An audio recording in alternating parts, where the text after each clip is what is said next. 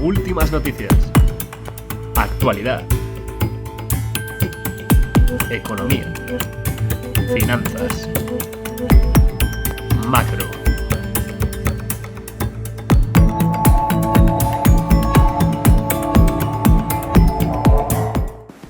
Bueno, arrancamos la conexión macro. Vamos a hablar hoy del ciclo austriaco y cómo afecta en los mercados. Vamos a hablar también de la curva de tipos, de cómo ya lleva más de 500 días invertida. Y vamos a ver una acción que nos gusta mucho al final de la sección y cómo está volviendo a entrar el flujo y los institucionales. Así que vamos a comenzar ya con la primera de las imágenes, donde vamos a ver un poco la evolución de los tipos y cómo la banca central trata de controlar. Ahí lo tenéis, controlar un poco la economía, la recesión y el auge a través de la intervención monetaria, a través de la manipulación de los tipos de interés y últimamente desde el año 2008 con las políticas no convencionales, con los quantitative easing. Fíjate, vamos a ponerlo en grande para que lo veáis bien. Aquí vemos un poco en Estados Unidos las recesiones que hemos tenido y cómo en gris, en esas líneas verticales grises, y cómo la Reserva Federal, cuando hemos tenido recesión, trata de reducir o bajar los tipos para estimular la economía. Básicamente es el clásico ciclo, ¿no? Utilizan los tipos, es decir, bajan tipos para estimular la economía, para fomentar que el sector bancario inicie el ciclo de endeudamiento, que preste, que genere actividad económica a través de la deuda. Y al revés, una vez han bajado los tipos y empiezan a crear la burbuja, ese sobrecalentamiento, ese ciclo de auge, suben los tipos para enfriar, ¿no?, la economía, porque hay riesgos evidentemente de inflación. Lo hemos visto claramente post-COVID, ¿verdad?, con todos los estímulos que generaron al final esa inflación que seguimos sufriendo, ¿no? Por tanto, fijaros, la Reserva Federal, la banca central en general, vamos a centrarnos en la Reserva Federal, sabéis que se creó año 1913, bueno, pues se creó precisamente para evitar corridas bancarias, como prestamista de última instancia. El objetivo era tratar de evitar esas corridas bancarias y maquillar o controlar al fin y al cabo los ciclos económicos. Si hay recesión, poder salir rápido de la recesión, y si hay una burbuja, pues también poder enfriar la economía. Ese era el objetivo inicial de cuando se creó la banca central. La Reserva Federal en este caso, os hago la pregunta, ¿creéis que lo ha conseguido? ¿De verdad creéis que lo ha conseguido? Porque el ciclo es claro, es decir, bajan los tipos para estimular la economía y ahí tiene el riesgo de permanecer con los tipos bajos mucho tiempo, generando burbujas. Ya pasó en el año 2008, por ejemplo, la burbuja inmobiliaria, ¿verdad? Al calor del crédito barato, pues muchos empresarios van a invertir y quizá no haya demanda futura para todo ese, no haya ahorro respaldado que para toda esa demanda, se descoordina la inversión y el ahorro y bueno, se crean esas burbujas, ¿no? Maquillan el ciclo, pero al final intervienen de una manera artificial, y además por la imposibilidad del socialismo financiero en este caso, pues casi es imposible que lleguen a tiempo ni que actúen o tarde o temprano. Por eso siempre llegan tarde y luego actúan también tarde, tanto para controlar o para estimular una recesión como para salir de una burbuja. Siempre van tarde. Eso lo decía el propio Ben Bernanke, ¿verdad?, hace poco en un paper hacia el Banco de Inglaterra, de cómo podía solucionar este carácter retroactivo de la banca central. Y no había solución. Es, repito, esa imposibilidad del socialismo. Es decir, un grupo de burócratas, en este caso los miembros de la banca central, no pueden saber todas las variables que implican o que afectan a una cosa tan compleja como la economía monetaria y actuar a tiempo. Es que es imposible. Sin embargo, ponen a gente muy inteligente, no digo que no, con muchos estudios y con muchos máster, tratando de intervenir y controlar la economía, pero no lo consiguen. Y por eso tenemos cada vez ciclos más duros y más cortos. Y fijaos, como siempre llegan tarde, bajan los tipos de interés cuando ya se ha producido la recesión, luego crean burbujas, recesión, burbuja, y mientras tanto, ¿qué van creando? Una montaña de deuda que va afectando a nuestras generaciones y a futuras generaciones. Fijaos cómo los millennials nacieron con, prácticamente en las economías occidentales, un 40-50% de deuda sobre PIB y con mucha menos presión fiscal. Y evidentemente, a medida que vamos metiendo más y más deuda, lo que va haciendo es subir la presión fiscal, porque deuda son futuros impuestos o futura inflación, no hay más. Recortes de gasto público puede ser una alternativa, pero eso, por decisión política, nunca va a llegar. Por lo tanto, yo siempre lo dejo en dos alternativas. Mayor deuda son futuros impuestos, lo estamos viendo, cómo ha ido creciendo la estatalización de las economías, cada vez mayor peso del Estado en la economía, o futura inflación que diluye, ¿no?, el peso de la deuda en términos reales. Pues eso es lo que estamos viendo y eso es lo que están creando los bancos centrales por querer buscar una solución a los ciclos económicos que ellos mismos crean. Nacieron para controlar las corridas bancarias y lo que han creado son ciclos económicos más rápidos y más duros dentro de una espiral de deuda de la que no saben salir. Es tremendo el pifostio en el que se han montado y cada vez fijaros como crean ingeniería financiera más compleja, más compleja, más compleja. Los repos, los QE, ¿verdad? Cada vez son programas de una complejidad tremenda para solventar parches que cada vez son más grandes, agujeros más grandes que ellos mismos han creado. Es tremendo. Quería dejar esta reflexión muy breve, esto da para un estudio mucho más profundo, pero también para que podáis compartir vuestras ideas y si creéis que realmente la banca central soluciona el problema que vinieron a solventar. Desde mi punto de vista, no, han creado otros mucho más gordos y más graves. Vamos con la siguiente diapositiva. Seguimos avanzando en la conexión macro. Fijaros, la curva de tipos, en este caso de 3 meses a 10 años, que ya lleva más de 500 años me he ido mucho, de 500 días invertida. Esto es tremendo, voy a ponerlo en grande para que lo veáis, porque esta situación, repito, además la curva que a mí más me gusta medir, el spread que más me gusta, que es de 3 meses a 10 años, es decir, está pagando más interés las letras del tesoro que los cupones a 10 años, tremendo, es una anomalía económica, porque ya lleva 500 días invertida. Esto solo ha pasado en 3 ocasiones en la historia. En la gran crisis, en la gran depresión del año 29, que os voy a contar, en la crisis del petróleo, año 74, y en el año 2008. Todas grandísimas crisis que llevaron además a correcciones de más del 50% en los mercados bursátiles. Bueno, estamos en esa misma situación. La gran pregunta que os hago, ¿esta vez es diferente?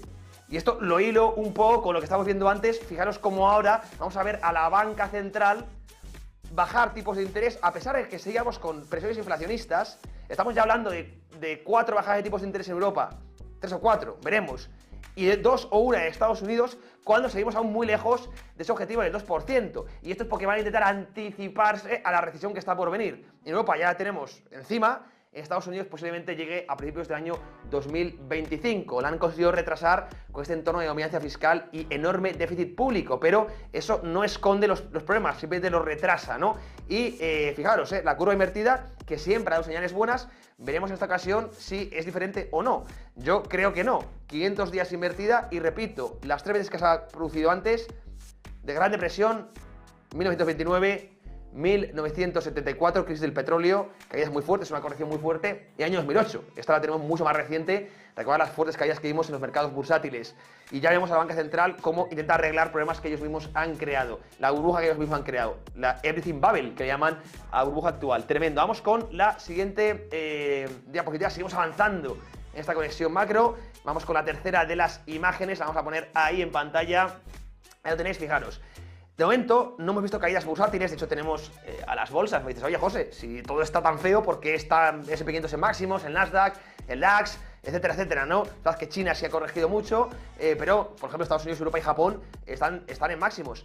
Y bueno, es verdad, cuando se invierte la curva hay cierto decalaje, ¿verdad? Solemos hablar de 12 a 18 meses, el hecho de que no haya llegado la corrección fuerte o que no haya llegado la recesión no implica que no vaya a llegar. Esto hay que tenerlo muy en cuenta, no implica que no vaya a llegar. 2025 puede ser un año complicado, porque aún no, yo estoy tranquilo, y de hecho hemos sido muy alcistas con los índices, ¿verdad? Los que nos seguís en Más que Mercados lo sabéis, estamos haciendo además, ahora porque llevan mucho, rotando mucho a China, es verdad, pero de momento aún no hemos visto esas figuras distributivas, y desde el lado del mercado del crédito, que es el que siempre da la pista buena, vamos a ponerlo en grande para que lo veáis, aún no estamos asustados, no vemos estrés financiero porque no se han disparado los propios spreads de crédito. Es decir, no ha habido aún el mercado de bonos, que es el mercado que da la pista buena, no ha habido lucha por los refugios ni huida de la basura, que es básicamente cuando vemos saltar la línea blanca que veis, que son los spreads de crédito. Para mí es el indicador más clave cuando saltan los spreads de problemas en el sector financiero, en el sector de crédito y por tanto en los mercados financieros. Fijaos como todos los modelos en rojo hablan de recesión, el índice de ley, por ejemplo, que son los indicadores adelantados de economía, también los modelos estadísticos de la FED, hablan de recesión económica, de que va a llegar finales de 24, poselecciones o principios de 25. Nos dicen todos los modelos que va a llegar la recesión. Sin embargo, de momento, y aquí veis la divergencia enorme, los spreads de crédito siguen con mucha calma, es decir, los inversores del mercado los mercados de bonos, que son los más sofisticados, los más profesionales, digamos, aún no ven problemas. Y yo es lo que vigilo día a día. Cuando vea que saltan los spreads, es decir, que se empieza a liquidar el high yield, el bono basura, y los flujos van a perseguir el refugio, la seguridad, ahí es cuando me voy a empezar a preocupar, que es cuando el mercado de crédito da la señal, y es cuando la línea blanca que veis empieza a saltar hacia arriba, empieza a abrirse el spread, ¿verdad? De momento es la primera vez que vemos esa gran divergencia de todos los modelos hablando de recesión y de momento el mercado de crédito con mucha calma, sin ver estrés, pero hay que vigilarlo porque desde mi punto de vista cuando salten los spreads es cuando tendremos la señal desde el lado más fundamental de esa posible recesión económica y por lo tanto también de esa posible corrección bursátil que estábamos comentando. Fijaos un poco el ciclo austríaco, también la curva de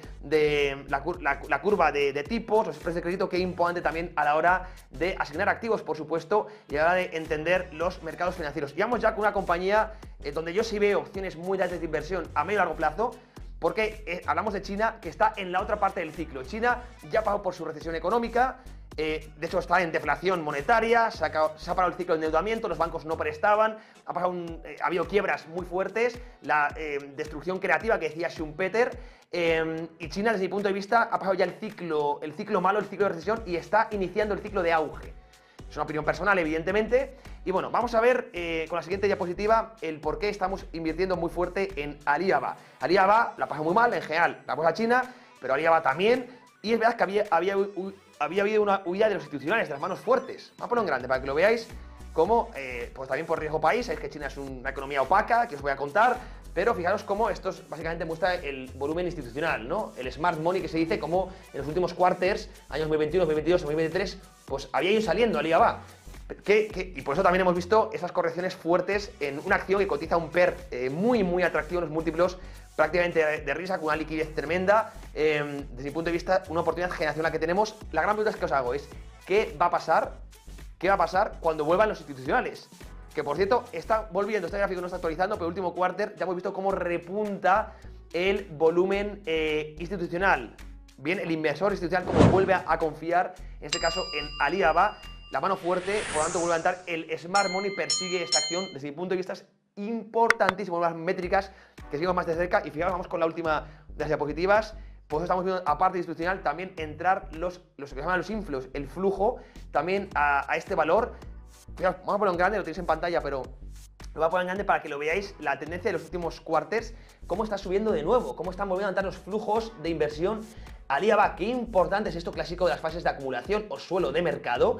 Desde mi punto de vista, esa tendencia es tremendamente importante. Las barras son meses, ¿vale? Para que lo veáis, como la tendencia es muy positiva. Es decir, está volviendo en general la inversión, tanto minorista como mayorista, tanto retail como profesional. Está volviendo la confianza y es normal, porque estamos en la parte del ciclo atractiva para los activos de riesgo. En este caso hablamos de China. Es verdad que hay un riesgo regulatorio detrás que tenemos que tener en cuenta y tenemos que valorar a la hora de hacer nuestras tesis de inversión, pero más allá de eso, por puro ciclo austríaco, ciclo económico, la situación en China ahora mismo y por tanto en muchas de sus acciones es la mejor. Hemos pasado ya por la destrucción creativa, por la fase de recesión y estamos iniciando el ciclo de auge dentro de ese boom artificial que podemos ver en próximos años. Así que muy interesante.